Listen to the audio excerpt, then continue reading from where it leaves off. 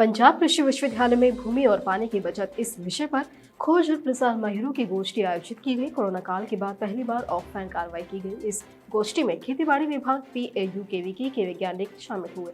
इस मौके पर मुख्य अतिथि के तौर पर पंजाब के मुख्य मृदा संरक्षक महेंद्र पाल सिंह शामिल रहे। नमस्कार, मैं अश्विनी वानखड़े और स्वागत है आपका कृषि न्यूज में।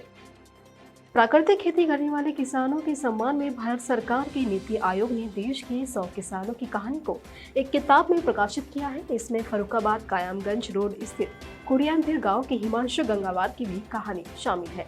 हिमांशु की इस उपलब्धि पर CSAPV में कृषि मंत्री ने उन्हें और अन्य 6 किसानों को सम्मानित किया।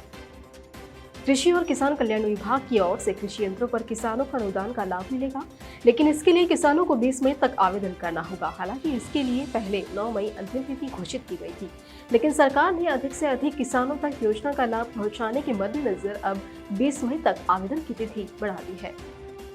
भारत ने गेहूं के निर्यात पर तुरंत प्रभाव से प्रतिबंध लागू कर दिया है।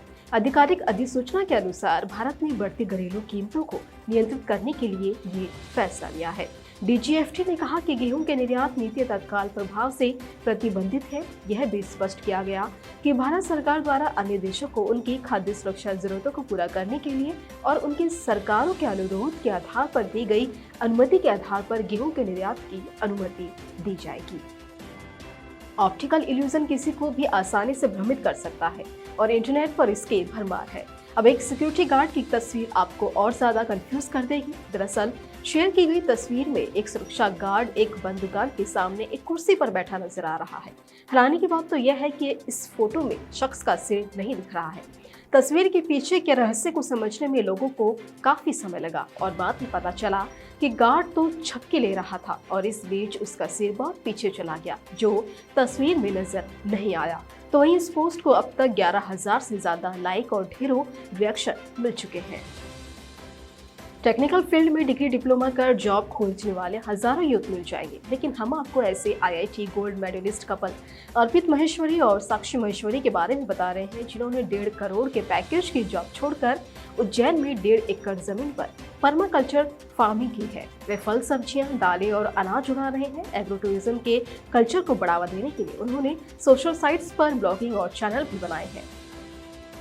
तो वहीं उत्तर प्रदेश के आगामी बजट में किसानों को सिंचाई के लिए मुफ्त बिजली की बड़ी सौगात मिल सकती है। ये बीजेपी के चुनावी संकल्प पत्र की पहली घोषणा थी। उच्च पदस्थ सूत्रों के अनुसार इसे अमलीजामा पहनाने की तैयारी हो रही है और इस पर आने वाले खर्च का आकलन भी कर लिया गया है। आकलन के अनुसार इससे सरकार पर सालाना 1,845 करोड़ रुपए का अतिरिक्त भार पड़ेगा और इससे कुल 2.38 करोड़ किसान लाभान्वित होंगे। उत्तर भारत में एक बार फिर से गर्मी का कहर बढ़ने लगा है।